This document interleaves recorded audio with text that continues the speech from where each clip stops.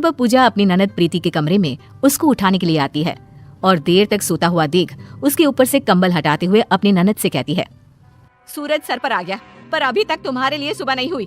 अरे आज उठना भी है या नहीं? भाभी उठ रही थी मैं। उठ रही थी? ऐसा एक भी दिन नहीं आता कि बिना उठाए तुम उठ जाओ।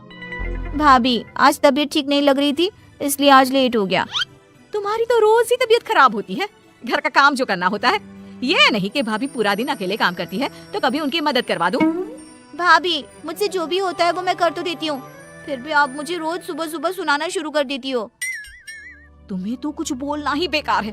पता नहीं कब शादी करके अपने ससुराल जाएगी, पर इससे शादी करेगा भी कौन? इसके लिए तो इसी की तरह कोई बौना देखना पड़ेगा। प्रीति अपनी भाभी की बातें सुनकर बिना कुछ बोले बाहर जाने लगती है। तभी पूजा प्रीति को रोकते हुए उससे कहती है, ओ महारानी, ये तुम्हारा कंबल, इसे कौन उठाएगा? इतना कहकर पूजा वहाँ से चली जाती है। बेचारी प्रीति अपना बेड ठीक करने लगती है, जिसके बाद प्रीति घर का भी काम करने लगती है और खुद से कहती है, चलो घर का काम तो खत्म हुआ, अब कॉलेज के लिए तैयार हो जाती हूँ। वैसे भी आज बहुत लेट हो गई हूँ, एक क्लास तो पक्का छूट ही जाएगा आज।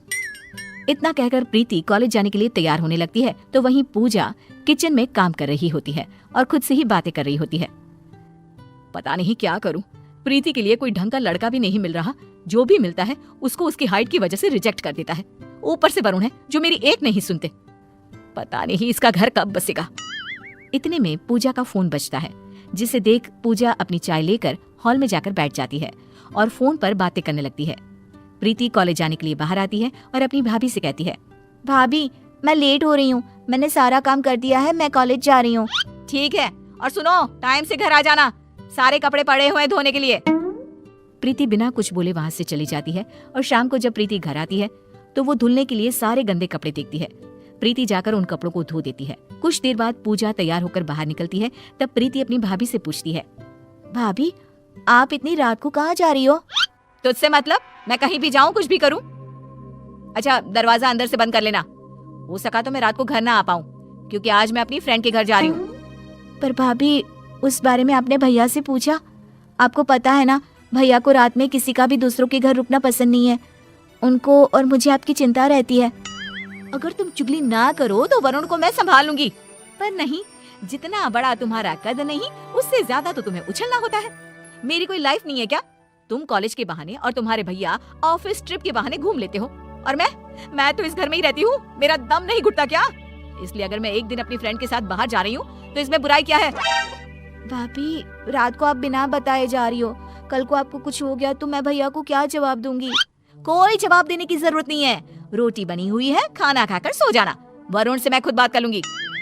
इतना कहकर पूजा अपनी दोस्त के साथ घूमने के लिए निकल जाती है, पर बेचारी प्रीति रोती रहती है। पूजा अपनी दोस्त के साथ घूमकर घर आती है और अगले दिन प्रीति को जब टीवी देखता हुआ देखती है तो सारे कपड़े लेकर उसके पास जाकर कहती है, सारा दिन टीवी देखने से घर का काम खत्म नहीं होता, कभी मेरे बारे में भी सोच लिया करो। अरे थोड़ी मेरी भी मदद करवा दो काम में। भाभी सारा काम तो करती हूँ, बस मुझसे जो काम नहीं हो पाता वही मैं छोड़ती हूँ।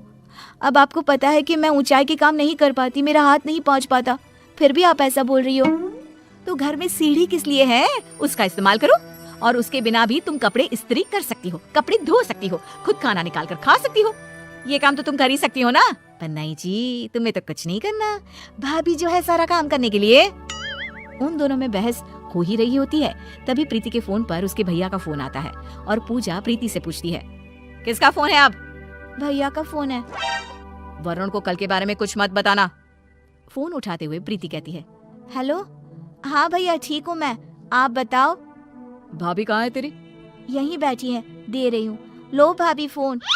हेलो, कब आओगी वरुण? आपको गए कितना टाइम हो गया, जल्दी आ जाओ ना बस। हाँ मैं आ ही रहा हूँ, 2-3 में आ जाऊंगा। अच्छा प्रीति ठीक है ना? तुम दोनों की अब लड़ाई तो नहीं होती ना पहले की तरह? नहीं जी सब ठीक है, बस आप आ जाइए। इतना कहकर वो फोन रख देती है। ऐसे ही कुछ दिन और बीत जाते हैं। एक दिन प्रीति अपनी भाभी से कहती है, भाभी मैं आज बहुत लेट हो रही हूँ, मैं कॉलेज से आकर काम में आपकी मदद करवा दूंगी। प्रीति ये सब बोल रही होती है, पर फिर भी पूजा उसकी किसी भी बात का जवाब नहीं देती और प्रीति अपनी भाभी के कमरे में जाती है, जहाँ वो पूजा को सोते हुए देखती है। ये देखकर पूजा को उठाने के लिए उसका हाथ पकड़कर हिलाती है तो वो देखती है कि पूजा का हाथ बहुत गर्म है। ये देखकर प्रीति खुद से कहती है, अरे भाभी को तो बहुत ही ज्यादा बुखार है, एक काम करती हूँ, मैं आज कॉलेज से छुट्टी ले लेती हूँ और भाभी की देखभाल करती हूँ। अभी तो दवाई लाकर दे दूँ। दवाई खाने के बाद जैसे ही भाभी को आराम मिलेगा मैं इन्हें डॉक्टर के पास ले जाऊंगी। इतना कहकर प्रीति अपनी भाभी का ख्याल रखने लगती है। भाभी उठो, दवाई ले लो। तुम कॉलेज नहीं गई आज? नहीं, आज मैं घर पर रहकर सारा काम कर लूंगी। आज ना आप आराम करो बस। पर तुम काम कैसे करोगी? तुम्हारा हाथ नहीं पहुंच पाता और आज किचन की सफाई भी करनी थी। भाभी मैं सब कर लूंगी, आप बस आराम करो। प्रीति अपनी भाभी को दवाई खिलाती है और आराम करने को बोलती है। तब पूजा कहती है, प्रीति, मेरे सर में बहुत तेज दर्द हो रहा है। लाओ भाभी, मैं दबा देती हूँ। इतना कहकर वो भाभी का सिर दबाने लगती है और उसकी ये सेवा देखकर पूजा उससे कहती है, प्रीति रुक। क्या हो गया भाभी? तुम मेरे बारे में कितना सोचती हो, फिर भी मैं तुमसे लड़ती रहती हूँ। तुम्हें तुम्हारी छोटी हाइट के लिए सुनाती रहती हूँ। मुझे माफ कर देना प्रीति। कोई बात नहीं भाभी, वैसे भी आपका हक है मुझे डांटने का, क्योंकि मुझे पता है आप नारियल की तरह ऊपर से कठोर और अंदर से नरम दिल के हो। आप मुझसे माफी मत मांगो। आप जितना मुझसे लड़ती हो उससे कहीं ज्यादा तो मेरे बारे में सोचती भी हो। इतने में वरुण भी आ जाता है और उन दोनों का प्यार देखकर खुश हो जाता है, जिसके बाद वो तीनों खुशी से रहने लगते हैं। कहते हैं ना, जहाँ चार बर्तन होते हैं वहाँ सनसनाहट तो